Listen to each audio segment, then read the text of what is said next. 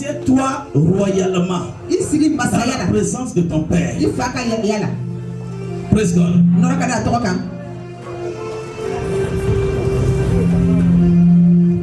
Tourne-toi vers ton voisin. Tourne-toi vers ton voisin. Regarde son visage. Est-ce que tu vois la résurrection sur son visage?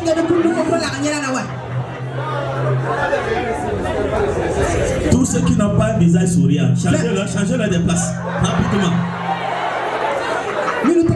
Si tu te tournes vers quelqu'un sans regarder tes menaces, dis-lui, mon frère, va derrière. Alléluia. Tu es béni au nom de Jésus. Acclame le Seigneur pour ta propre vie. Nous sommes bénis ce soir d'être vivants pour la Pâque 2021. C'est une grâce immense. C'est une bonté de la part du Père Tout-Puissant. Et de tout ce qui existe comme religion sur la terre, seule la résurrection de Jésus-Christ fait notre orgueil et notre fierté. Parce que celui-là qui est venu au nom du Père, tout ce qu'il a dit, quand il est mort, il est revenu. La mort n'a pas de victoire sur lui. C'est que tout le monde peut attester que la tombe a été vide. Et si Jésus n'était pas sorti du tombeau, alors toi et moi ici, nous serons les plus malheureux sur la terre. Car nous demeurerions toujours dans nos péchés. Et nous serons perdus. Alléluia. Amen. Cette histoire s'est passée il y a très longtemps. Aujourd'hui, pour le chrétien de la Nouvelle Alliance, la résurrection de Jésus est sa Pâque. Nous ne fêtons plus la Pâque comme le fêtaient les Juifs. La Pâque a été reconstituée à travers la victoire de Jésus sur la mort. Alléluia. Amen. Donc cette résurrection est vraie. Cela prouve que nous adorons un Dieu vrai. Jésus avait dit qu'il mourrait. 3 jours après, qu'il ressusciterait des morts. Et il est revenu à la vie. Alléluia. Amen. Praise God. Donc si la résurrection est vraie, donc il est le Fils de Dieu. Donc de ce miracle de la résurrection de Jésus tiennent les autres miracles qui sont possibles à travers ce nom. Alléluia. Amen. Avant que je n'aille sur la lance, il y a certains, ils cherchent toujours la preuve de la résurrection de Jésus. La première preuve que je leur donne, c'est que la tombe de Jésus est vide. Même les paléontologues ou les archéologues, toutes ces personnes qui font des fouilles, c'est grâce à eux que nous avons la connaissance sur le mode de vie de l'ancienne civilisation qui a existé sur la terre. Je prends simplement le cas de l'Égypte où les pyramides et la façon dont les pharaons ont existé. L'écriture qu'on a aujourd'hui est née en Afrique, en Égypte. Donc ils avaient vu dans les temps très anciens déjà que les Africains avaient déjà la connaissance de l'écriture. Donc ils ont vu ce qu'ils ont qualifié de hiéroglyphes. Alléluia. Alors le deuxième témoignage, c'est le témoignage que les anges eux-mêmes ont donné. Quand nous voyons Matthieu 28 verset 46, les femmes étaient venues et les anges ont dit: pourquoi chercher le vivant parmi les morts? Ça c'est notre deuxième preuve. La troisième preuve, c'est que les personnes qui lui ont parlé après la résurrection, dans leur ministère, on peut voir Pierre, on peut voir Marie, on peut voir Thomas. Thomas, lui, il a voulu toucher. Il a touché, il a vu qu'il avait bel et bien un corps et une chair. Et on peut voir aussi également Céphas. Donc nous avons comme quatrième preuve, après la résurrection de Jésus, Jésus mangea. Il a bu. Et il a montré ses blessures à des amis. Si nous sommes des vrais lecteurs de la parole de Dieu. Ensuite, dans 1 Corinthiens 15, verset 6, plus de 500 personnes l'ont vu à la fois en même temps. Alléluia.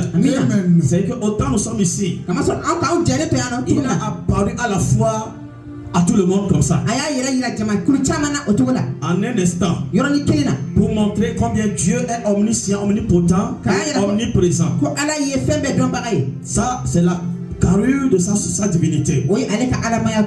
Donc nous avons vu aussi Jésus est vivant et il est ressuscité. Lorsque on voulait lapider le jeune homme qu'on appelle Étienne, Étienne qui était le premier martyr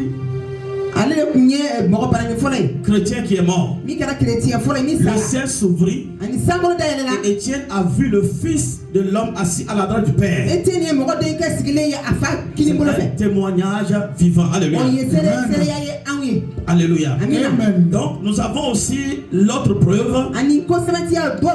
On a vu que c'est lui-même qui a apparu à Paul sur la route de Damas. Il a appelé Paul au ministère. Cette histoire est dans Acte 9, verset 5. Nous avons aussi les témoignages des millions de personnes qui ont eu la preuve que Jésus est un sauveur vivant. Les gens sont restés longtemps dans les comas. La science ne s'imaginait pas ces personnes pourront revenir à la vie. Jésus est apparu à ces personnes et les a ramenés à la vie.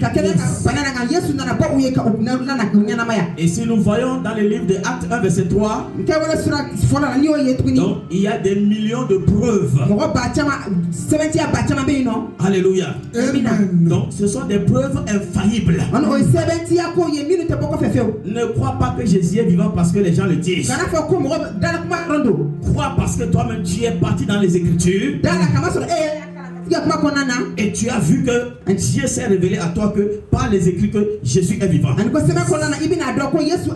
S'il n'était pas ressuscité, s'il n'était pas monté, l'Esprit de Dieu ne serait pas descendu et l'Église ne saurait être née à partir du livre des Actes chapitre 2. Alléluia. Donc il y a des explications que certains peuvent vous dire que Jésus est revenu à la vie. Bon, c'est un fantôme. Ces personnes, toi, par l'Esprit de Dieu, les Écritures sont là pour le prouver, pour le convaincre.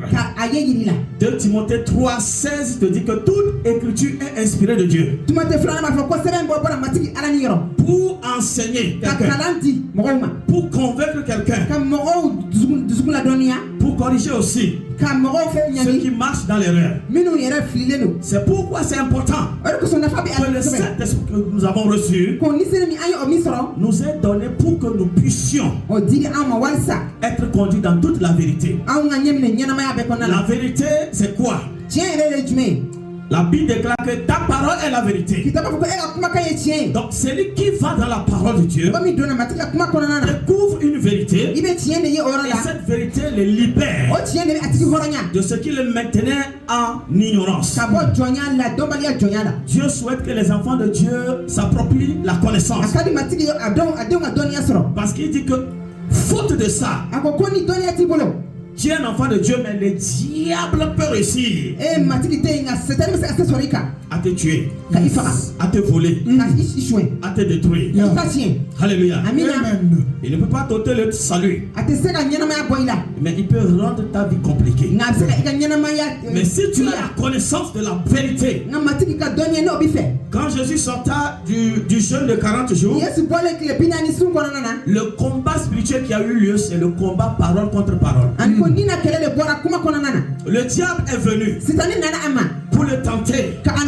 Le diable a sorti des paroles. Le diable est allé même dans la parole de Dieu et a manipulé une parole. Une parole dans Somme 91. Il le présenta au niveau d'un sommet, une hauteur. Il lui dit, il n'a qu'à se jeter par terre, parce que l'Écriture a dit que il ne permettra pas que tes pieds être contre la pierre. Alléluia. Amen. Mais Jésus n'a pas bossé avec Satan. Jésus n'a pas fait une lutte physique avec Satan. Jésus a eu une confrontation avec Satan à partir de la vérité. Jésus lui dit, au vu de ce qu'il avance, Jésus va dans la parole, il dit, il est écrit. Il est écrit, c'est la formule qui rend ta prière efficace. Tu ne peux pas dire, il est écrit, tant que tu n'as pas une vérité à évoquer. C'est pourquoi l'avocat, pour défendre son client au tribunal, a besoin de faire appel au quoi? Aux articles. Pour que le juge ne soit pas, comment le dit-on, berné. Il y a le jury aussi qui est à côté. Alléluia. Amen. Alors, cette résurrection que nous célébrons aujourd'hui, ce n'est pas juste une résurrection pour que toi et moi nous dansions sans comprendre. Ce n'est pas juste une résurrection parce que les gens disent que Jésus est mort, il est ressuscité. Il faut comprendre ce que ça veut dire. Quel est l'intérêt que tu as à travers cette résurrection? Aujourd'hui, nous allons toucher ce qu'on appelle le lavement des pieds. Un mystère que tu ne dois pas ignorer. Parce que dans la nouvelle alliance, à cause de la mort de Jésus, rien n'est plus caché. Rien n'est plus voilé. Tout est révélé. Tout est révélé pour celui qui veut voir.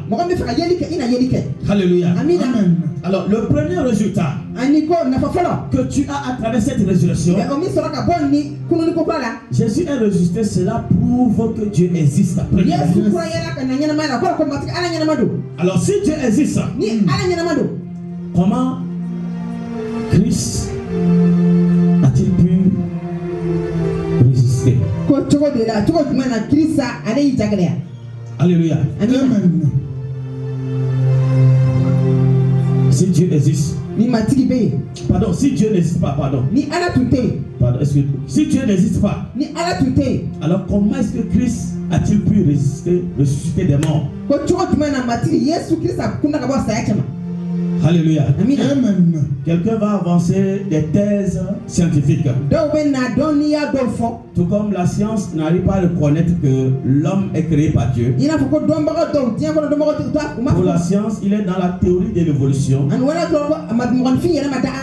Et la théorie qu'ils appellent la théorie de Big Bang, qui est une explosion qui a créé les planètes.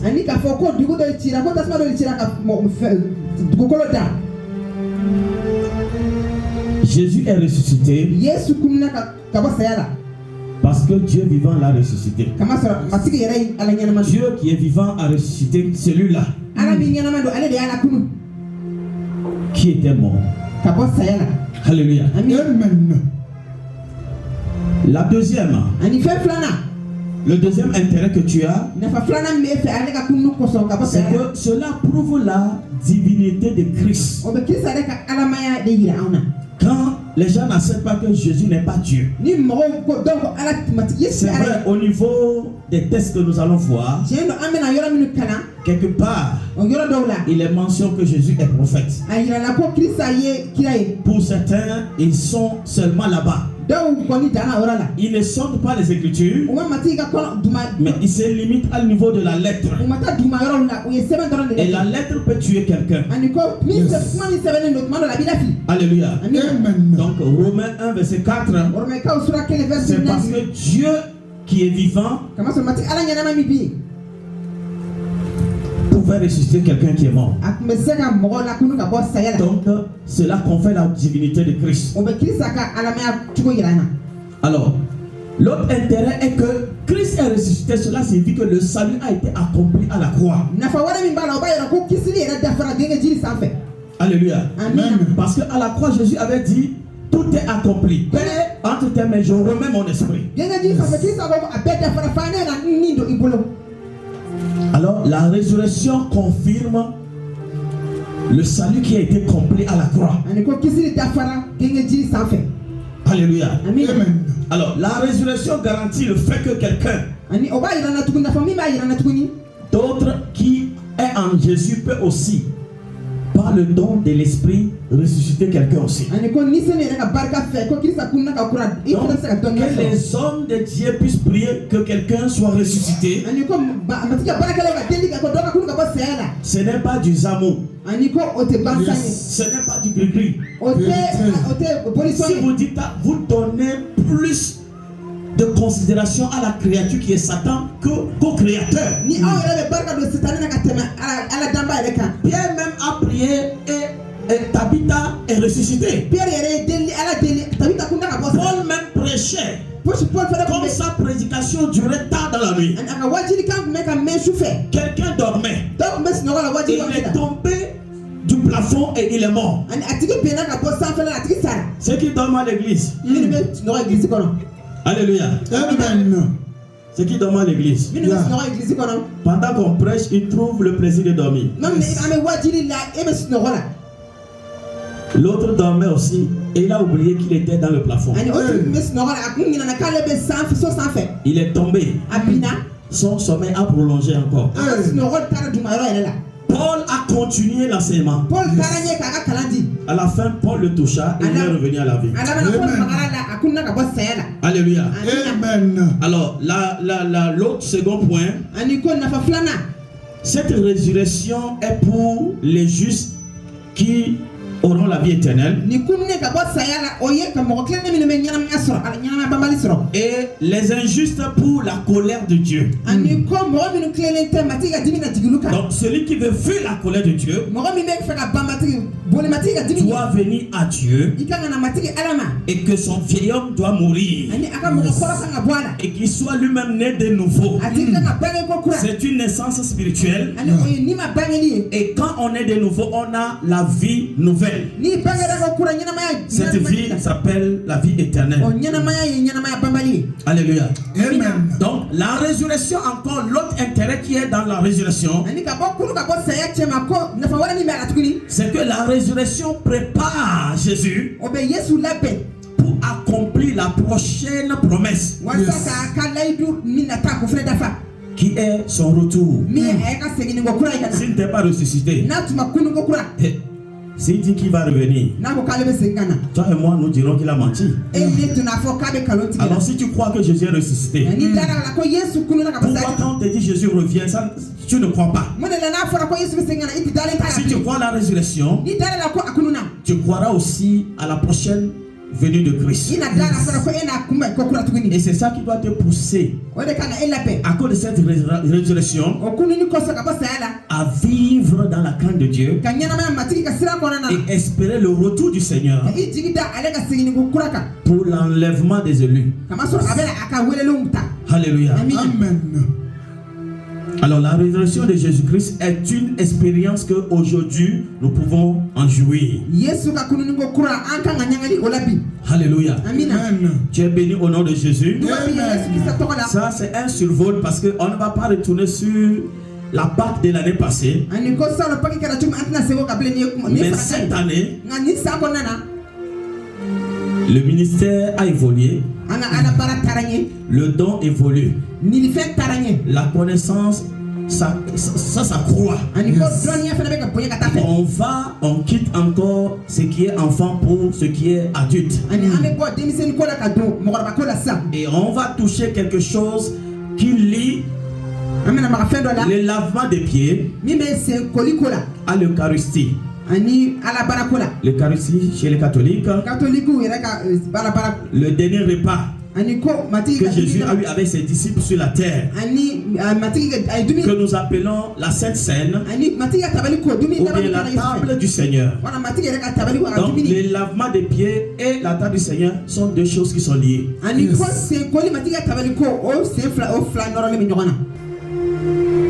Ce n'est pas mauvais. Ce n'est pas un péché. Tu as raison. Quelqu'un aussi devant Jésus avait aussi le même comportement. Mais comme Jésus l'a persuadé, je sais que par cet enseignement, mon Dieu te persuadera, te convaincra, pardon. Alléluia. Donc je sais que cette persuasion qui te donnera la foi concernant l'acte que tu fais ce soir va changer aussi ta façon de voir et ta façon de marcher avec le Seigneur. Je te prie de te disposer et de laisser l'Esprit de Dieu utiliser ton cœur. Nous allons lire le premier texte dans Jean 13, du verset 1, et on va aller au verset 17. Le texte est long. Ici, nous allons faire une lecture ensemble. Et le deuxième texte, le pasteur va nous le lire. Parce que à force que nous lisions ensemble la parole aussi lit ta vie. La parole est un miroir. La parole est esprit. Donc allons tous dans la Bible et nous allons faire une lecture d'ensemble. Non stop. Quelqu'un est venu au jour de Pâques sans sa Bible. Alléluia. Amen. Praise God. Alléluia. Sarah, où est ta Bible? Où est ta Bible? Tonton, où est ta Bible? Ma soeur, où est ta Bible? Eh papa! Papa, tu es ancien maintenant, hein? Eh maman!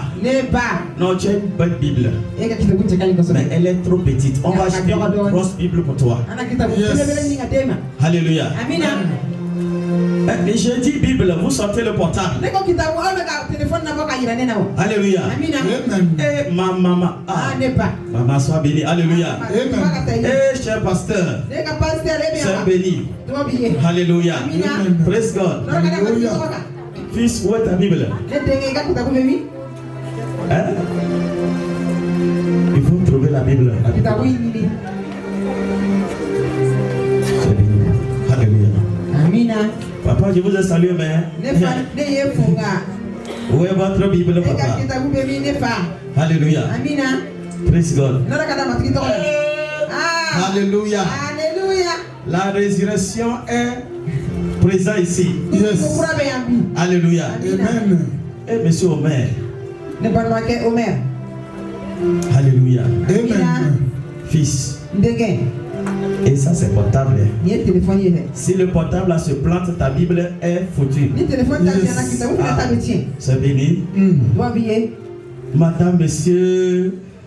Alléluia. Amen. Et Seigneur Jésus.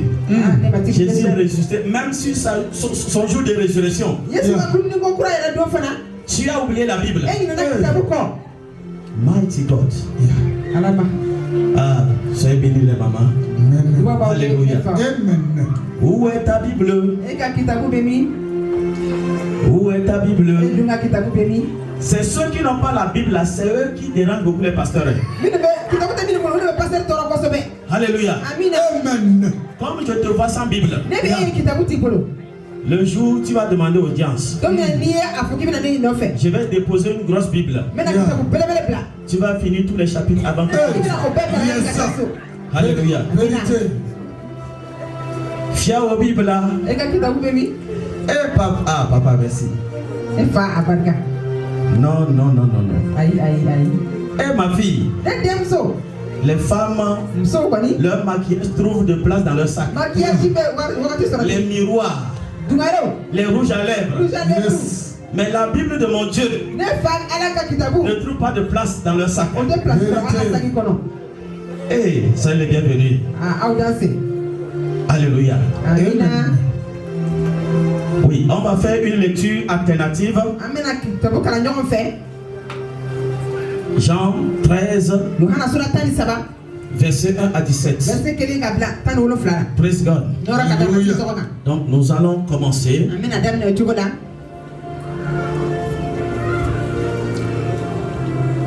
Oui. On commence. Ce qu'on va faire.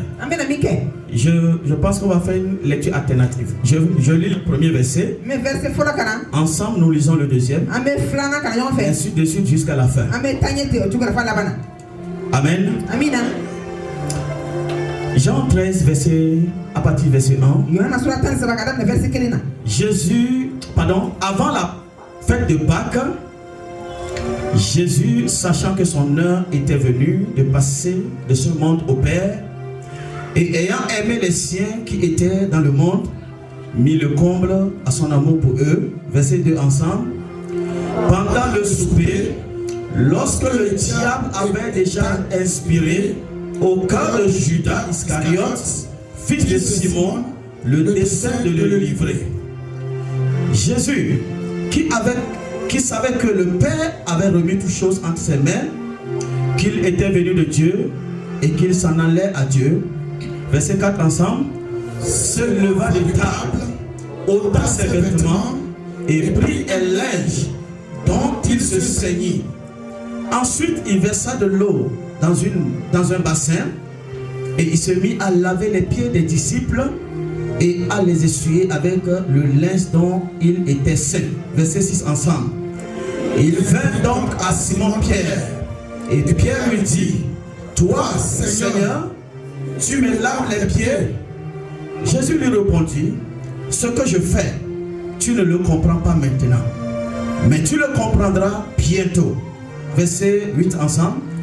Pierre lui dit: Non, jamais tu ne me laveras les pieds. Jésus lui répondit: Si je ne te lave, tu n'auras point de part avec moi. Simon-Pierre lui dit: Seigneur, non seulement les pieds, mais encore les mains et la tête. Verset 10 ensemble. Jésus lui dit: Celui qui est lavé n'a besoin que de se laver les pieds pour être entièrement pur. Et vous êtes purs, non, même non pas tous. Alléluia. Amen. Car il connaissait celui qui le livrait. C'est pourquoi il dit: Vous n'êtes pas tous purs. Le verset 12 ensemble. Après qu'il leur eut lavé les pieds et qu'il eut pris ses vêtements, il se remit à table et leur dit: Comprenez-vous ce que je vous ai fait? Vous m'appelez maître et seigneur, et vous dites bien, car je le suis. Verset 14 ensemble. Si donc je vous ai lavé les pieds, on reprend. Si donc je vous ai lavé les pieds, moi, le Seigneur et le Maître, vous devez aussi vous laver les pieds les uns aux autres. Car je vous ai donné un exemple afin que vous fassiez comme je vous ai fait. Le verset 16 ensemble. En vérité, je vous le dis, le serviteur n'est pas plus grand que son Seigneur, ni l'apôtre plus grand que celui qui l'a envoyé. Si vous savez ces choses, vous êtes heureux. Yes. Pourvu que vous les pratiquez. Alléluia. Amen. Acclame la parole du Seigneur. Yes. Le pasteur nous lit maintenant. Avant qu'il nous lise ces passages, dans Éphésiens 3, à partir du verset 3 au verset 7, je voudrais souligner une chose très importante. Que le lavement des pieds est une recommandation de la part du Seigneur Jésus. Et cette recommandation est pour l'Église. Et l'Église doit comprendre et suivre les pas de son Seigneur. Alléluia. Amen. Alors, ça, Jésus l'a fait à ses disciples. Mais ses disciples étaient des Juifs. Jésus lui-même est Juif. Notre salut vient des Juifs. Et chez eux, laver les pieds est une coutume pour eux. Et nous, les païens, nous avons d'autres coutumes. Mais aujourd'hui, comment se fait-il que nous, on doit faire ce que font les Juifs alors que nous n'avons pas les mêmes coutumes? Nous lisons Éphésiens 3. On parle du verset 3 pour comprendre une chose dont l'apôtre des païens, celui que Dieu a pris comme juif, et Dieu l'a envoyé chez les païens. Paul n'est pas simplement juif, mais Paul avait aussi la nationalité romaine. Donc on peut dire que Dieu a vu chez Paul une partie juive et une partie païenne. Oui. Verset 3. C'est pas la révélation que j'ai eu connaissance du ministère. Ah, c'est pas la révélation que j'ai eu connaissance. Oui. Du mystère. Sur lequel je viens d'écrire en peu de mots. Donc retiens ce mot mystère. Pasteur, nous reprenons. Verset 3. C'est par révélation que j'ai eu connaissance du mystère sur lequel je viens d'écrire un peu de mots. Verset 4. En les lisant, vous pouvez vous représenter l'intelligence que j'ai du mystère de Christ. Pouvez-vous dire, c'est par révélation que j'ai eu connaissance du mystère sur lequel je viens d'écrire un peu de mots. Vous, en les lisant, vous pouvez vous représenter l'intelligence que j'ai du mystère du Christ. Oui, on continue. Verset 5. Il n'a pas été manifesté au Fils des hommes dans les autres générations. Ah, dans les générations passées, Jésus n'était pas venu. Donc cette révélation était voilée, mais était pratiquée sans qu'on ne comprenne le sens. Mais à cause de Christ aujourd'hui, ce mystère est dévoilé. Oui.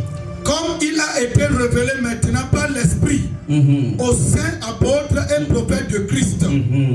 Donc le mystère là est révélé aux saints apôtres et prophètes. Donc le titre que Jésus avait donné à ses disciples, c'était le nom apôtre.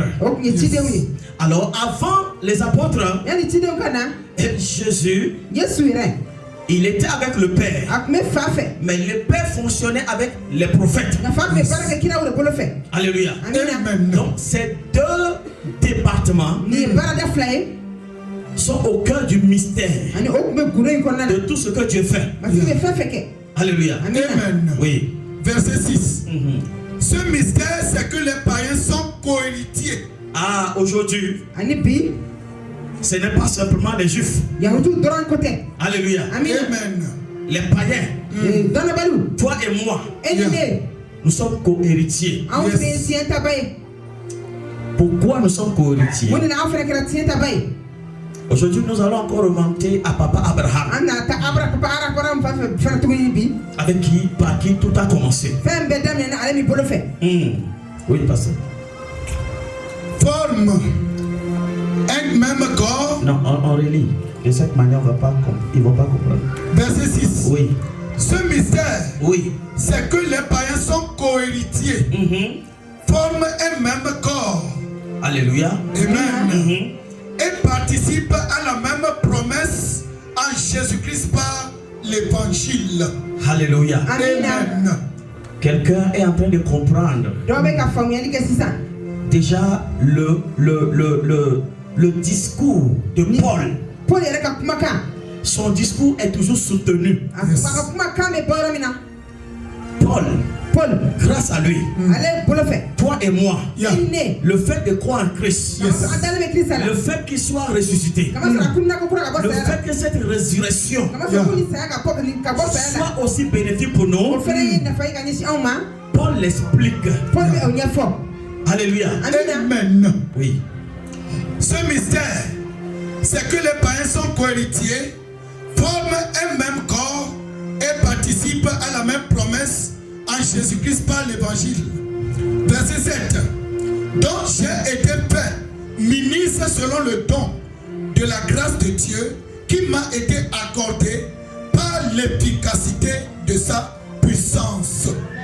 Alléluia. Amen. Praise God. Alléluia. Je bénis le Seigneur pour ta vie. Une fois encore parce qu'il permet que ces paroles te soient révélées en cette époque de notre génération. Il y a des choses qu'on aurait pu savoir, mais c'est le moment que Dieu détermine qu'on commence par comprendre ces choses. Tout comme lui-même l'a dit à Pierre que ce que je te fais maintenant, tu ne le comprends pas, mais tu le comprendras plus tard. Alléluia. Amen. Donc, ce qui sera dit ce soir, même si tu sembles ne pas comprendre, permets que cela soit un dépôt en toi. Le Saint-Esprit l'utilisera à un moment opportun pour te donner la révélation. Alléluia. Amen. Ici, nous avons lu une histoire concernant le ministère de Paul, qui nous parle du mystère. À partir du verset 3, où il dit que c'est par révélation que j'ai eu connaissance du mystère. Alléluia. Amen. Sur lequel je viens de créer. Et qu'est-ce qu'on appelle mystère? Mystère, un mystère est une révélation que Dieu lui-même a cachée. Et Dieu décide de le révéler à ceux qu'il a oint pour le ministère de Christ. C'est par Christ que nous avons la vraie adoration. C'est par Christ que Dieu est révélé comme ce Dieu vrai, ce Dieu tout-puissant, ce Dieu unique et incomparable. Amen. Amen. Alors, ce qui s'est passé dans Jean 13, Jésus énonce quelque chose. Mais ce que Jésus énonce, cette chose a été déjà saisie par révélation dans la vie d'une pécheresse pour pouvoir avoir accès à ce mystère. Parce que quoi? Le verset 1 de Jean 13, la Bible nous dit que les lavements des pieds, la Sainte Seine, ont eu lieu avant la Pâque. Parce que lui-même allait être la Pâque. Amen. Amen. Là, Jésus, il faut bien comprendre le lavement des pieds. Le fait que Jésus lui-même se rabaisse pour laver les pieds à ses disciples est un signe d'abandon total de sa vie entre les mains du Seigneur. Est un signe que Jésus remettait totalement sa vie entre les mains du Père. Alléluia. Amen. Mais cette action qui a précédé la Pâque n'a pas été faite d'abord avec le pain et le vin qui représentent son corps et son sang. Mais cela a été représenté par le lavement des pieds. La Bible dit qu'après avoir lavé les pieds, pendant qu'ils étaient à table, il s'est levé. Il prit un torchon, et il s'est serré le rein. Et il a ôté ses vêtements et il s'est mis à leur laver les pieds. Il ne les avait pas enseignés sur ça. Comme il n'était pas enseigné sur ça, les autres se laissaient faire. Mais Pierre, lui, il ne veut pas faire ce qu'il ne comprend pas. Mais le Seigneur suppose qu'ils comprennent. Ils comprennent déjà parce que 3 ans avec lui, le peu de temps qu'ils ont fait jusque-là, ils doivent déjà comprendre ce que Jésus fait en ce qui concerne le lavement des pieds. C'est une chose qu'ils ont l'habitude de faire. Alléluia. Maintenant, nous retournons dans Jean 12. Nous allons voir la femme qu'on appelle Marie de Béthanie.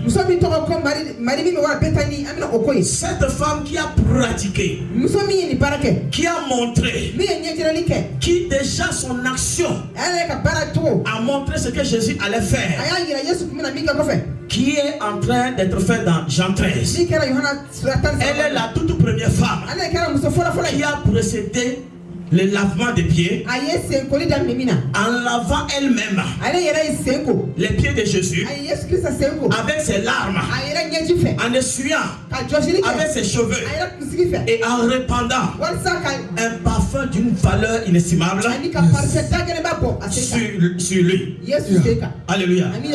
Oui, on va dans Jean 12. On lit, on vient jusqu'à verset 4. Oui. Verset 4. On commence pour venir vers verset 4. Verset 1. 6 jours avant la Pâque, Jésus arriva à Béthanie. Oui. Où était Lazare? Voilà. Qu'il avait ressuscité des morts. Oui. Verset 2. Là, on lui fit un souper. Marthe servait et Lazare était un de ceux qui se trouvaient à table avec lui. Marie, ayant pris une livre d'un parfum de nard pur, de grand prix, oignit les pieds de Jésus, et lui essuya les pieds avec ses cheveux, et la maison fut remplie d'odeur de parfum. Verset 4. Un de ses disciples, Judas Iscariote, fils de Judas, celui qui devrait le livrer, dit: pourquoi n'a-t-on pas vendu ce parfum 300 deniers pour les donner aux pauvres? Il disait cela, non, qu'il se mit à peine des pauvres, mais parce qu'il était voleur et que tenant la bourse, il prenait ce qu'on y mettait. Mais Jésus leur dit: laisse-la garder ce parfum pour le jour de ma sépulture. On s'arrête là-bas. Alléluia. Amen. Ça, c'est une femme. Et on a vu que chaque évangile dans la Bible a relaté l'histoire d'une femme qui a répandu du parfum sur Jésus. Et souvent, ces femmes sont souvent confondues dans la Bible. Dans Matthieu et Marc, et l'évangile parle d'elle comme une femme, la même femme. Donc on a lu l'histoire au niveau de Jean Jean 12. Mais au niveau de Luc que nous allons lire, l'évangile parle de cette femme, on parle d'une femme pécheresse. C'est ce que la Bible dit, on n'a pas donné le nom de cette femme. Alléluia. Alors, ensuite également au niveau de Jean, c'est ce que nous avons vu, on parle de Marie de Béthanie. Alléluia. Praise God. Avant que je puisse poursuivre, pour qu'on revienne sur Luc 7 verset 36, verset 36 jusqu'à verset 38. Lorsque nous remontons à Genèse 18, à partir du verset 4, Abraham est le premier à laver les pieds. Alléluia. Il y avait des créatures célestes qui ont pris la forme de simples voyageurs qui se rendaient à Sodome et Gomorrhe. Et Abraham leur a offert l'hospitalité. Nous lisons ce passage pour que tu puisses garder ça quand même. Genèse 18 verset 4. Genèse 18 oui. verset 4. Permettez qu'on apporte un peu d'eau pour vous laver les pieds et reposez-vous sous cet arbre. Alléluia. Amen. Abraham a reçu à Mamré. Mamré, c'est la maison, la demeure, là où Abraham était. Et un soir, il sortait pour méditer. Presque le soleil était encore au zénith. Donc il a vu 3 voyageurs. Mais c'était des créatures célestes. Les anges qui ont pris les formes des 3 jeunes qui passaient. Et Abraham les a reçus. Et quand Abraham les a reçus, la Bible dit que Abraham, le patriarche Abraham les a fait asseoir. Et Abraham leur a supplié d'attendre qu'on puisse apporter de l'eau afin qu'ils puissent les laver les pieds. Abraham a lavé les pieds des anges. Il a pris une cruche et avec une cuvette et il leur a lavé les pieds avant de les servir. Et vous verrez plus tard, à cause de toute cette hospitalité, à cause de l'action qu'Abraham a fait, alors cela a mené les anges à libérer une parole dans la vie d'Abraham. Ils ont dit que l'année prochaine, à la même heure, à la même période, ta femme, alors que Sarah avait 80 ans, ta femme Sarah portera un enfant. Alléluia. Amen. Alors lorsque nous revenons au niveau de Luc 7, le verset 36, il dit, verset 36, je lis, il dit, un pharisien pria Jésus de manger avec lui. Jésus entra dans la maison du pharisien et se mit à table. Et voici une femme pécheresse. Donc quand on parle d'une femme pécheresse, c'est une femme prostituée. Pourquoi une femme prostituée? Parce que chez les Juifs, il n'était pas permis qu'une femme délaisse ses cheveux en présence du public. Donc une femme qui laisse ses cheveux en présence du public est considérée comme une femme de mauvaise vie. Cette femme est venue et voici une femme pécheresse qui se trouvait dans la ville, ayant su qu'il était à table dans la maison du pharisien, apporta un vase d'albâtre. Alors que l'autre mari de Bethanie. Elle est venue avec un parfum de nard.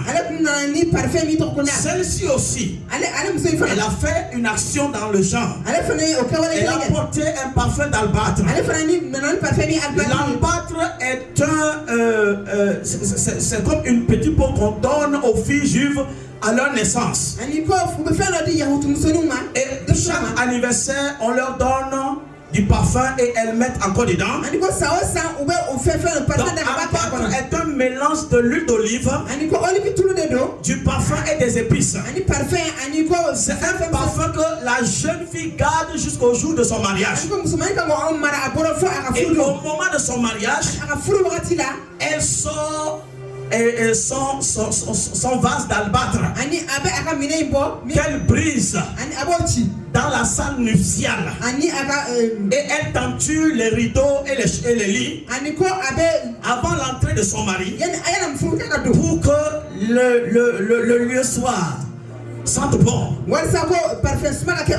Alors ce sont ce que dans Jean 13 qu'on a lu, où les disciples accusaient cette femme gaspiller ce parfum. Ils ont estimé et ils ont vu la valeur. Ça fait 300 jours de travail. Le prix de ce parfum que la femme a répandu sur Jésus seul. Chaque anniversaire, c'est la coutume. Et celle-ci, on lui donne du parfum et elle constitue le vase pour son jour de mariage. Mais celle-ci, elle est une pécheresse. Et aucun homme ne va s'intéresser à elle pour l'épouser. Alors Jésus est une opportunité. Les hommes ne veulent pas d'elle, mais Jésus lui veut de tout le monde. Je veux que quelqu'un saisisse la révélation de ce que dit. Alors cette femme est venue chez le pharisien qu'on appelle Simon. Simon est celui qui a invité Jésus à souper chez lui. Dans l'histoire de Luc 7. Donc Simon était légaliste, est un conformiste, est un sectaire. C'est quelqu'un qui est dans la coutume. Ce sont des gens qui privilégient les coutumes de leurs ancêtres au détriment de la loi de Dieu donnée à Moïse. Donc c'est des gens, ils font apparence de servir Dieu, mais en réalité ils n'aiment pas obéir à Dieu. Cette femme a pris le risque parce que Simon n'était pas n'importe qui. Ces éléments pouvaient l'empêcher de rentrer. Ou bien quand elle est venue, Jésus lui-même pouvait refuser de ne pas la recevoir. Mais elle a pris ce risque. Pourquoi a-t-elle pris ce grand risque? Et pour venir faire ce qu'elle a fait, toucher les pieds, laver les pieds, moindre les pieds. Parce que chez les Juifs, à l'époque, celui qui veut faire une demande importante pose de tels actes. C'est comme toi-même quand tu veux demander quelque chose à quelqu'un. Donc parfois nous nous agenouillons. Alléluia. Nous nous agenouillons et nous sommes prêts à nous humilier autant que possible pour que cette personne considère à quel point ce que nous demandons est important pour nous. Alléluia. Alors cette femme, la Bible déclare que, ayant su qu'il était à table dans la maison du pharisien, apporta un vase d'albâtre plein de parfums et se tint derrière au pied de Jésus. Elle pleurait et bientôt elle lui mouilla les pieds avec ses larmes, puis les essuya avec les cheveux, les baisa et les oignit de parfum. Alléluia. Amen. Quelqu'un peut dire que donc ce soir Non seulement papa va nous laver les pieds, mais il va baiser nos pieds aussi. Ça seulement, il n'y a pas dedans. Alléluia. Amen. Mais ce qui est ici important, dans l'histoire là, la parole parle de deux personnes. L'un est pécheresse, l'autre lui se croit juste. Mais les deux sont des enfants de Dieu. Mais celui qui a reçu Jésus, lui il croyait que le fait d'avoir reçu Jésus et que Jésus mange chez lui fait de lui un homme important. Tout comme on peut aimer faire photo avec les stars, les personnalités, pour montrer que nous aussi nous sommes importants. Donc c'est dans ce sens que Simon lui a reçu Jésus pour qu'il soit encore considéré au vu des gens. Parce que lui-même était dans la religion de surface. Mais la femme là, elle est rentrée chez Simon. Elle a saisi l'opportunité. Et là, elle a lavé les pieds de Jésus avec les larmes. Pour montrer que quoi? Jésus est important. Mais quoique Simon l'a reçu, Simon ne l'a pas lavé les pieds. Alléluia. Quoique Jésus est important, Simon l'a reçu, mais Simon ne l'a pas baisé. Tout comme vous voyez les blancs, quand on reçoit, les Africains sont souvent rares à faire ça. Quand on reçoit les invités, c'est des accolades, bisous. L'Africain n'a pas ce temps. Alléluia. Amen. L'Africain, il ne fera pas ça. Si tu es un homme, une personne affectionnée, quand tu vas chez un Africain, garde ton cœur. Parce que l'accueil ne sera pas comme ça. Si tu as chance, on te saluera bien. Si tu n'as pas chance, on te salue dans votre langue vernaculaire. Et ce sont des salutations qui sont longues. Bonne arrivée. Comment ça va? Et les parents, et la famille. C'est comme une ethnie chez nous au Togo là-bas. Quand ils se mettent à se saluer, nom de Dieu. Donc celui-ci dit Nyonode. Alléluia. Praise God. Quand tu Nyonode, tu dis Nyingazene. C'est la santé qui s'appelle Nyingazene. Il dit ya. Ça commence. Amen.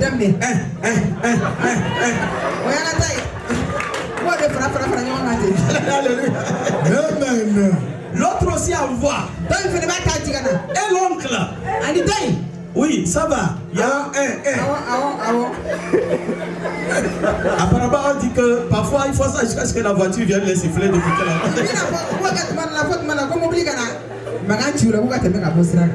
Donc, si tu avais faim avant d'arriver là-bas, après ces salutations, tu auras des vertiges. Mais chez les Juifs, c'est une coutume de laver les pieds. Et vous pouvez voir qu'au noces de Cana, Jésus devait utiliser même les vases qui servaient de purification de pieds. Parce que les pieds signifie quelque chose. Alléluia. Praise God. Alléluia. Cette femme est venue à Jésus. Même les disciples n'ont pas saisi la révélation. Ils veulent même l'empêcher. L'autre, parce qu'il y a trois maris. Marie de Bethanie. Ensuite, il y a Marie de Magdala. Marie de Magdala, elle vient de Galilée. De Naïn.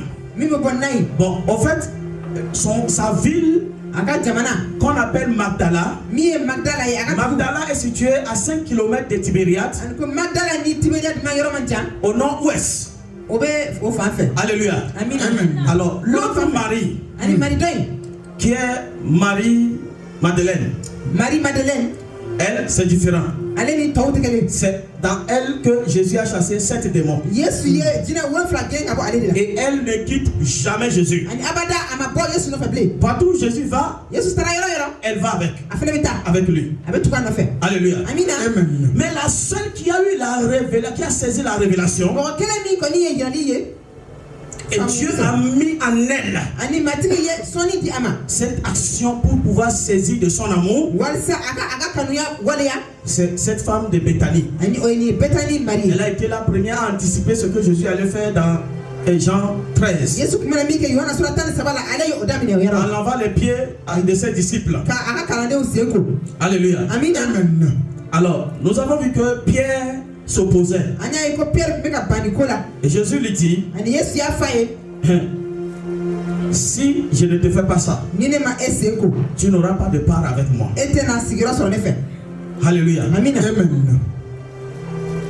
Pierre, c'est quelqu'un, il aime le profit. Quand il a entendu qu'il n'aura pas de part, il a proposé qu'on lave sa tête et ses mains même. Alléluia. Le lavement des pieds a précédé l'Eucharistie. Dans Jean 13 qu'on a lu, quand Jésus a fini de laver leurs pieds, la Bible dit qu'il est venu s'asseoir. Et c'est là que la Sainte Seine a suivi. La Sainte Seine et le lavement des pieds sont liés. C'est un mystère indissociable. Alléluia. C'est vrai qu'il y en a qui ont pris la parole de Dieu dans un autre sens. Ils vont à la table du Seigneur une seule fois l'année, c'est que au moment des Pâques. Mais lorsque nous voyons 1 Corinthiens 11, nous lisons à partir du verset 22-23 en allant, c'est que Jésus dit, il dit toutes les fois, déjà suppose que à chaque fois que nous nous rassemblons, et là où 2-3 sont, il est au milieu d'eux, nous devons participer au corps et au sang du Christ. Alléluia. Amen. Praise God. Alléluia.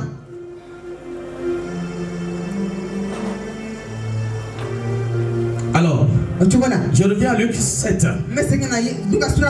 La femme pécheresse est rentrée chez Simon.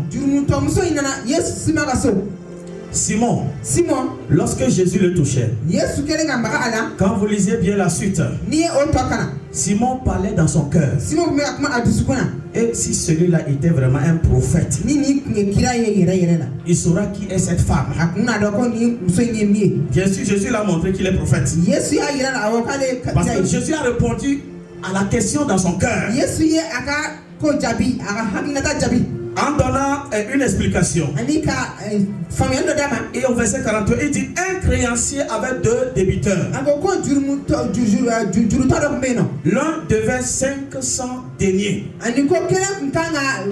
Et l'autre 50. Comme il n'avait pas de quoi payer, il est remis à tous de leur dette.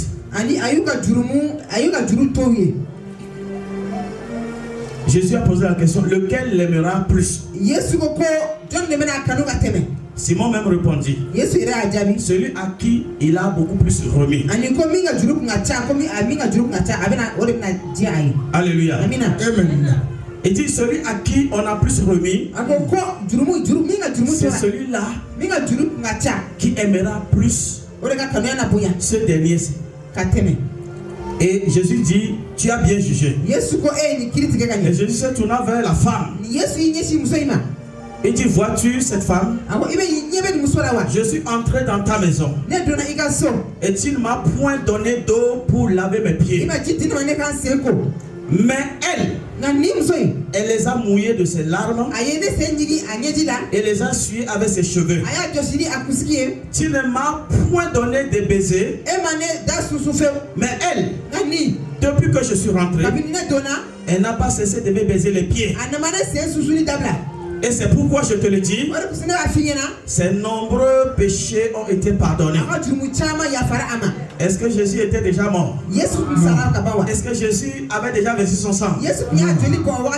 Mais un acte de lavement de pieds. Alléluia. Amen. Alors, car elle a beaucoup aimé. Alléluia. Amen. Tout ceci, Jésus montre à Simon que lui, Jésus, il ne voyait pas la femme comme Simon la voyait. Et Jésus a vu que Simon le considère seulement comme prophète. Prophète ou bien maître. Parce que maître chez eux signifie rabbi. Donc seul un rabbi ou un rabbin, un maître, était considéré. Mais il ne voyait pas Jésus au-delà de ça. Il ne voyait pas Jésus comme Dieu qui l'a visité. Il ne voyait pas Jésus comme sauveur. Parce que lui-même ne croyait pas. Alléluia. C'est-à-dire que tu peux recevoir quelqu'un chez toi qui soit de Dieu, et toi-même tu peux ne pas croire. Mais ceux qui vont venir, ils vont bénéficier de ce que toi-même tu avais, mais tu ne bénéficiais pas. Le salut que nous avons était un salut qui était destiné aux Juifs. Jésus n'était pas venu pour nous. Jésus est venu pour les brebis égarées d'Israël. Mais comme dans Jean 1, la Bible dit il est venu chez les siens. Et les siens ne l'ont pas reçu.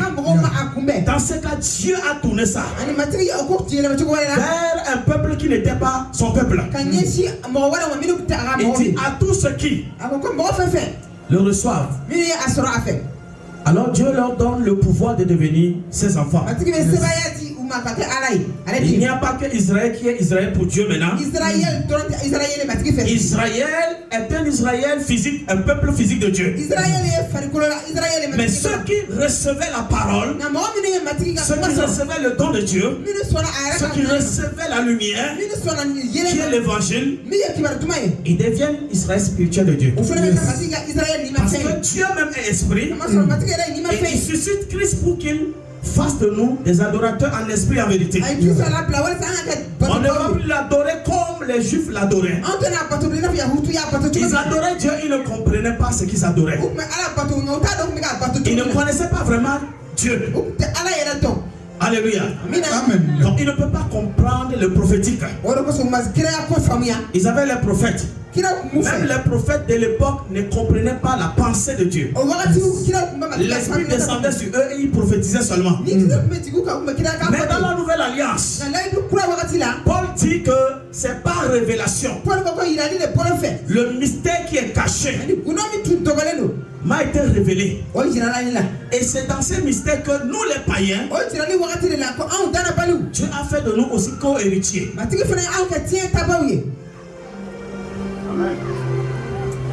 Alléluia. Amen. C'est vrai, je vais bénir ta vie. Mais sache que c'est la parole qui purifie la vie de quelqu'un. Ces paroles, c'est la parole même qui est Dieu. La manière dont tu accueilles la parole fera que cette même parole honorera ta vie. Alléluia. Amen. Nous ne nous lavons pas les pieds parce que Jésus l'a fait comme ça. Pierre ne comprenait pas. Et Jésus lui dit que tu ne comprends pas maintenant, mais tu le comprendras plus tard. Parce que Jésus savait que le Saint-Esprit allait venir. Et Jésus sait que quand il partirait, le Saint-Esprit, l'Esprit de vérité, viendra instruire toutes choses qui concerne mystère. L'Eucharistie est un mystère. Que quelqu'un prenne le pain et le vin pour symboliser son corps et son sang, c'est un mystère. Alléluia. Amen. Et nous, Ce mystère n'est plus voilé. Ce mystère est dévoilé. C'est pourquoi Jésus dit que vous serez heureux si vous pratiquez ces choses. Alléluia. Amen. Tu ne peux pas savoir que ton pied est ta première porte par laquelle tu as le contact direct avec la terre. Dieu n'a pas dit à Josué, tout ce que ta main touchera sera ta possession. Il n'a pas dit à Josué, quand tu auras la foi, la chose que tu crois sera ta possession. Dieu dit, là où la plante de tes pieds foulera, ça sera ta possession. Alléluia. Amen. Sur nous, il y a plusieurs portes. Mais la plante des pieds, regardez Jésus qui va laver les pieds de ses disciples. Lui qui est maître et Seigneur. Il dit, vous m'appelez maître et Seigneur. Vous n'avez pas tort. Vous ne vous trompez pas. Je le suis. Mais moi quand même je suis maître et Seigneur, mais je vous lave les pieds. Alors c'est moi qui suis maître et Seigneur, je vous lave les pieds. Je vous livre aussi un secret du royaume. Vous devez le faire les uns aux autres. Alléluia. Amen. Ce qu'il a dit à Pierre, si je ne te le fais pas, tu n'auras pas de part avec moi. Ça veut dire qu'il y a une part qui ne peut s'obtenir ni par la prière, ni par le jeûne, ni par tes offrandes, ni par tes sacrifices, mais juste en faisant ce qui doit être fait. Alléluia. Rien ne peut remplacer la Sainte Seine. La Sainte Seine, c'est la Sainte Seine. Ça fera son mystère en nous. Tous ces mystères se retrouvent en toi. De laver les pieds. Tu prends le repas du Seigneur. Ça fait de toi-même un mystère. Alléluia. Amen. Praise God. Alléluia. Abraham. Il est notre Père. Notre modèle. Jésus n'était pas encore venu. Mais Abraham était quelqu'un qui saisit vite les révélations. La révélation de la dîme pour la prospérité, c'est Abraham. Cet homme, quand il comprend quelque chose, il n'hésite pas. Il ne voit pas son âge. Il ne voit pas sa position. Lui, comparativement à ses anges, il paraissait plus vieux qu'eux. Parce que les anges n'avaient pas l'apparence des vieux, ils avaient l'apparence des jeunes. Mais Abraham s'est humilié pour les laver les pieds. Quand Jésus dit, celui qui veut être grand parmi vous doit être le serviteur de ses frères. Alléluia. Amen. Le fait d'aller jusqu'à laver les pieds de quelqu'un est un signe de rabaissement. C'est que la plante des pieds est l'endroit le plus bas, le plus humble sur le corps humain. Dans le temps des Juifs, il y avait certains, leur profession c'est laver les pieds des gens. Parce que beaucoup de voyages se faisaient à pied. Donc à l'entrée des villes, il lavait les pieds de ces personnes.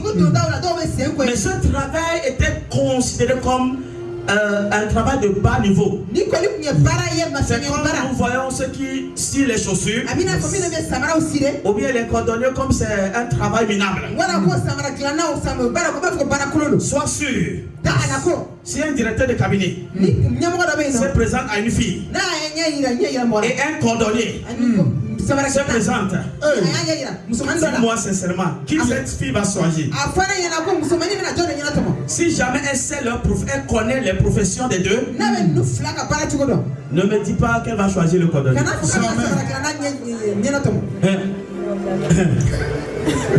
Écoutez, quand on dit l'amour est aveugle, c'est faux. L'amour a les yeux. Chez les femmes, l'amour a les gros yeux même. Alléluia. C'est un travail de bas niveau. Yes. Et les vases à l'entrée des maisons étaient déposés. Avant d'entrer, tu peux te purifier les pieds et rentrer dans la maison ou dans le temple. Donc ceci est une coutume, est une tradition qu'il faisait depuis. Et il faisait quelque chose sans comprendre. Et Jésus allait venir, comme je vous l'ai dit, le dimanche passé. Beaucoup disent que Jésus a aboli la loi. Nous avons prouvé que c'est faux. Comme lui-même le dit, qu'il n'est pas venu abolir, mais qu'il est venu accomplir. Donc pour ceux-là qui disent que la dîme est de la loi, c'est l'Ancien Testament, la bonne nouvelle que Jésus est venu perfectionner la loi.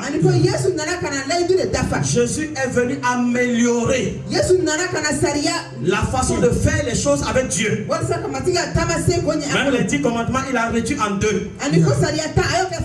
C'est perfectionné.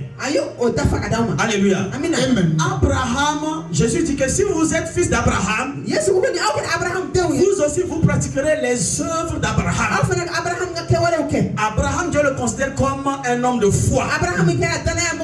Et un chrétien aujourd'hui, il est sauvé par la grâce au moyen de sa foi. Et sans la foi dans les choses de Dieu, Dieu ne te considère pas. Alléluia. Amen. Donc nous retournons à cet homme. Il avait des promesses. Je lui ai dit, regarde les étoiles. Tu ne peux pas les compter. Ta postérité sera comme ça. Mais il est presque il est vieux. Alléluia. Amen. Dieu lui dit, tes enfants, le sable de la mer on ne peut pas compter. Mais Abraham demeure encore stérile et Sarah aussi. Ces promesses sont là. Et Abraham désirait quelque chose. Les désirs que Abraham a dans son cœur. Comme la femme pécheresse avait un désir depuis la maison dans son cœur. Tout comme toi-même, avant de venir ce soir à ce culte, tu as certainement formulé un désir dans le cœur. Comme la femme qui saignait 12 années, avant de sortir pour aller toucher Jésus, avait un désir dans le cœur. Abraham a su obtenir quelque chose. En faisant cet acte de lavement de pieds, il a réussi à tirer quelque chose de la bouche de ses anges. Cette femme, en pleurant, en noyant les pieds de Jésus et en l'essuyant avec ses cheveux, alors que les cheveux sont ce qui a plus de valeur chez la femme. Et donc, non seulement qu'elle a répandu un parfum d'un prix inestimable, mais il a utilisé quelque chose de plus précieux qu'elle a pour honorer Jésus. Alléluia. Amen. Aujourd'hui, le Seigneur montre combien nous ne devons pas donner des choses par raisonnement, mais par amour. Simon, lui, c'est un homme. Il fait les choses de façon calculée. Il recevait Jésus parce qu'il savait ce que la réputation de Jésus allait apporter à sa réputation. Il ne servait pas Dieu, mais il se servait de Dieu. Mais cette femme, elle est venue. Dieu a mis dans son cœur. Combien si les païens aussi saisissent ces mystères, ils peuvent avoir accès à l'amour et à la miséricorde de Dieu. Parce que Jésus l'a donné la paix du cœur qu'elle n'avait plus. Tout le monde l'a rejeté. Et ce mariage même, elle n'était plus sûre de l'avoir. Mais dès qu'elle a su que Jésus devait être dans la ville là, les gens allaient être là-bas. Elle n'est pas venue entendre les gens causer. Elle n'est pas venue pour que Jésus la regarde et voir qu'est-ce que tu veux. Elle est venue saisir son opportunité. Elle est venue avec une foi pour recevoir. Donc en lavant les pieds de Jésus, elle est rentrée dans le mystère là que Jésus lui-même s'apprêtait à faire aux disciples. Que Jésus allait donner comme héritage à l'église. Cet héritage au travers duquel nous avons aussi part aux choses dont Jésus disait à Simon, Pierre, si je ne te lave pas les pieds, tu n'auras pas de part avec moi. Je sais une chose. Il y a des choses auxquelles tu ne t'attends pas. Tu n'imagines pas. Tu n'as même pas cru que ça peut arriver. Si l'Éternel est Dieu et le lavement des pieds est un mystère, comme Paul l'a révélé, Christ l'a révélé à Paul et Paul l'a communiqué à l'église, nous allons entrer dans ces taxes. Et je suis convaincu d'une chose. Il y a une part que tu n'arrives pas à obtenir jusqu'à présent. Il y a quelque chose, malgré tes prières, malgré tes jeûnes, tu n'arrives pas à céder à ça. Tu n'arrives pas à saisir ça. Mais si tu viens devant ces bassines, si tu viens avec le cœur, comme cette femme qui ne se voyait pas juste, comme Simon se voit juste, qui ne cherchait pas à plaire l'apparence des gens, mais qui connaît bien sa vie, qui est conscient de ce qu'elle vit et savait qu'elle avait besoin de la paix, de quelque chose. La manière dont elle est venue à Jésus, ce soir, c'est pas toi qui laveras les pieds à Jésus, mais Jésus, par ses soins, te lavera les pieds. Amen. Et quand tes pieds seront lavés, la part qui est réservée aux saints, à travers ce mystère, pour 2021, ça sera révélé pour toi. Amen. Ça sera manifeste pour toi. Les pieds que tu as n'arrivent pas à atteindre certains niveaux. Tes pieds n'arrivent pas à t'asseoir avec les draps. Il y a des personnes avec qui tu aimerais marcher avec. Il y a des relations que tu aimerais qu'on te connecte à ces personnes. Toi aussi tu voudrais s'asseoir parmi les gens qu'on considère, parmi les grands, dans ta famille, qu'on t'accorde une place aussi significative.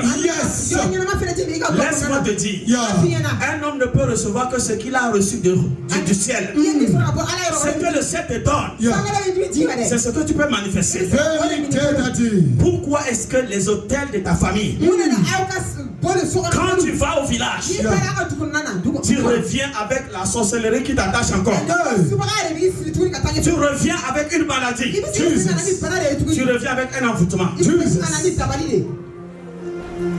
Alors que c'est toi, quand tu as foulé la plante de tes pieds, la Bible te dit que tu domines là-bas. Il y a le mystère de celui qui t'a régénéré par son esprit. Cette personne incarne ta vie. Tout ton corps devient un enveloppe qui transporte la divinité de Dieu. Et quand tu fous la plante de pied quelque part, Dieu fait ce qu'il a fait avec les pas des deux lépreux là. Dès que les lépreux sont sortis, ils commençaient à faire les pas. La Bible déclare que la terre commençait à trembler dans le camp de l'ennemi. Ils ne les ont pas encore vus. Mais dès qu'ils entendaient le tremblement, ils ont eu peur. Ils ont quitté leur vie. Ils ont quitté leur village. Ils ont quitté leur ville. Écoute, si tu sais comment comprendre le mystère, entrer dans ton village. Écoute, ces sorciers, après ton départ, tu entendras un témoignage sur ton arrivée là-bas. Tu apprendras quelque chose quelqu'un va parler d'une manière, toi seul sauras ce que cette personne est en train de dire. Parce que toi-même tu sais qui tu es. Et en allant là-bas, tu avais l'intention de récupérer les territoires occupés par l'ennemi. Si tu rentres dans la maison de ton père, dans la maison de ta mère, si un fétiche est bâti, si un hôtel est bâti, il y a des gens, ils vont chez les marabouts, ils vont chez les féticheurs. Le monsieur dit que lui là, qui ne rentre pas chez moi ici. Parce que cette personne, dès qu'il va fouler la prendre des pieds là, ces fétiches vont perdre leur puissance. Alléluia. Amen. Le lavement des pieds est un privilège.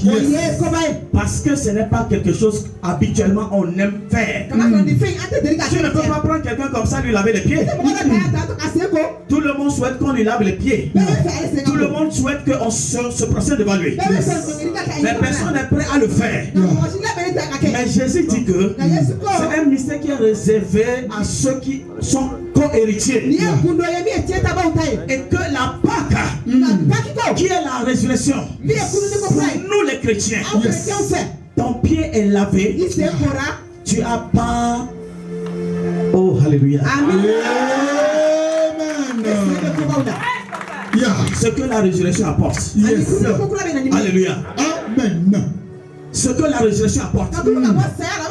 Chaque année, aussi longtemps que Dieu permet que les hommes renouvellent cette fête chrétienne, l'onction de la résurrection aussi se renouvelle. La puissance de la résurrection se renouvelle.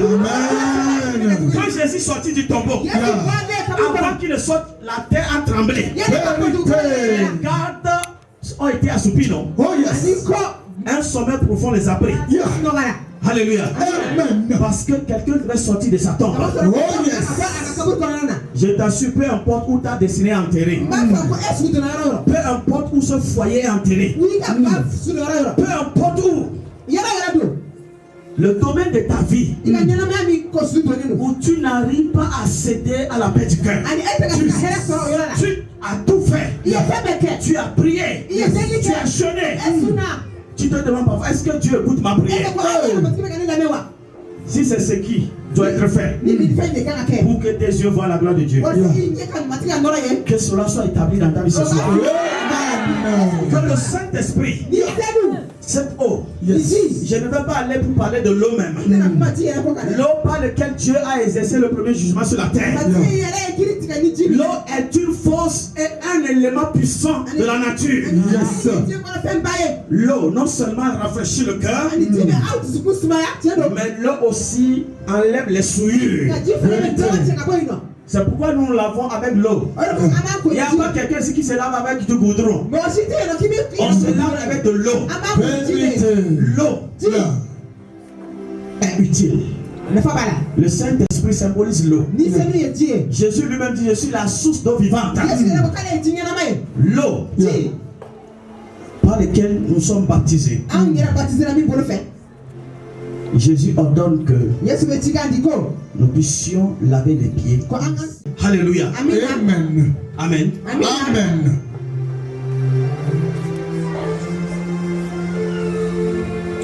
Dis Saint-Esprit. Saint-Esprit.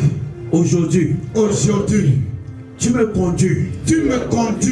Dans la profondeur de ta révélation, afin que le mystère caché soit une révélation pour moi.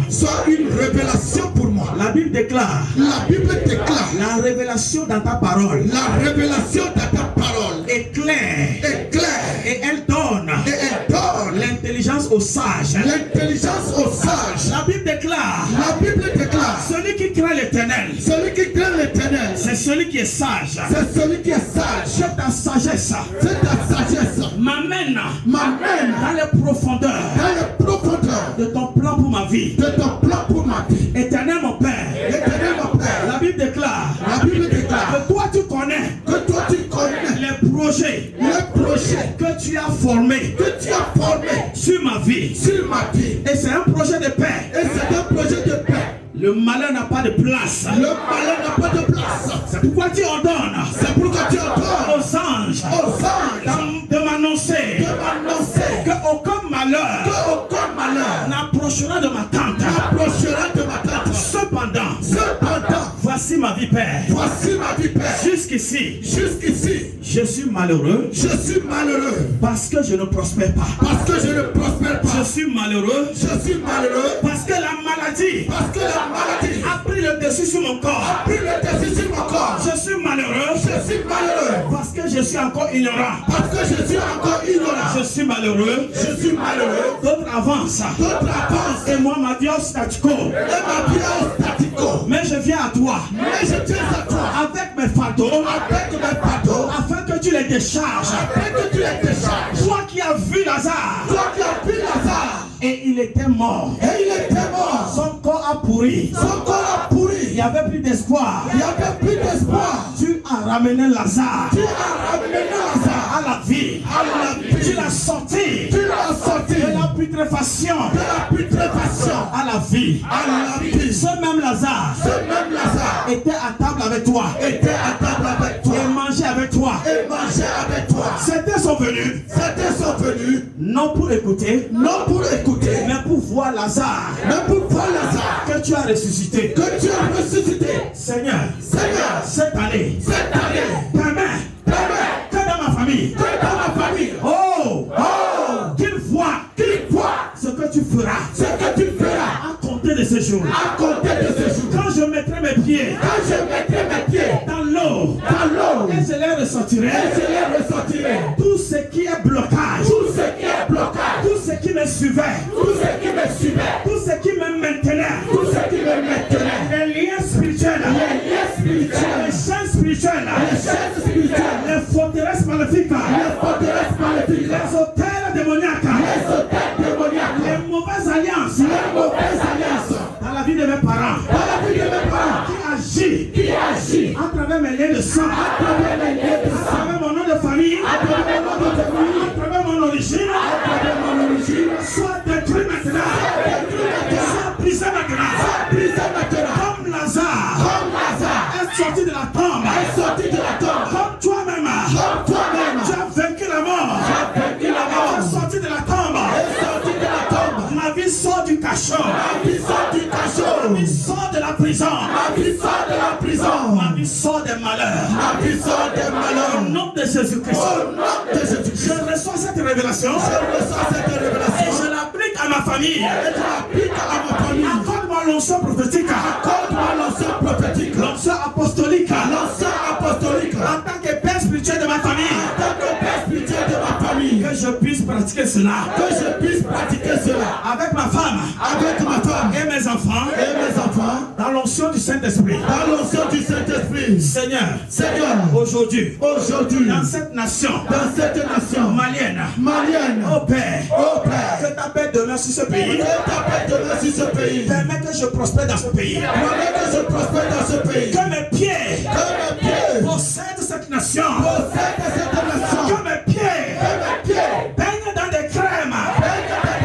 Que mes pieds qui foulent cette nation obtiennent les meilleures productions. Au nom vivant de Jésus. Tout envoûtement qui a affecté ma vie à travers la plante de mes pieds sur les lieux où les sacrifices ont été déposés dans les carrefours, dans les cimetières, dans les marchés, auprès des rivières. Sanctifie mes pieds, purifie mes pieds et libère mes pieds de tout sort, de tout envoûtement, de tout enchantement, de tout sortilège. À présent, donne-moi de prendre l'envol. Dans cette année 2021, comme l'aigle, que je vole, que j'aille loin dans mes projets et dans ma destinée. Au nom de Jésus-Christ. Dis-moi Amen.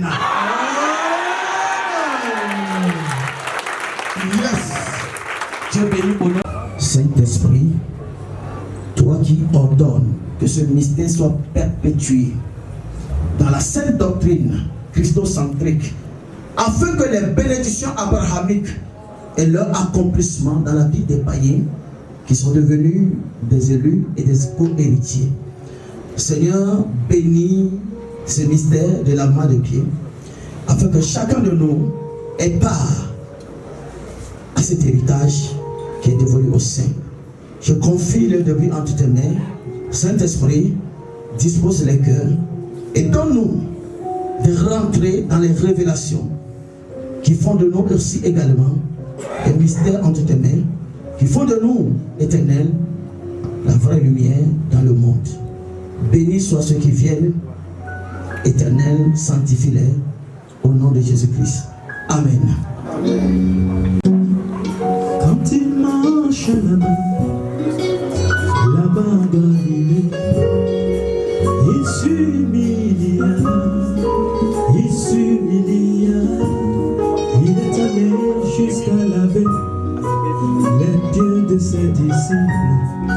À combien plus forte raison, un homme est né dans le péché, je voudrais humilier comme Jésus.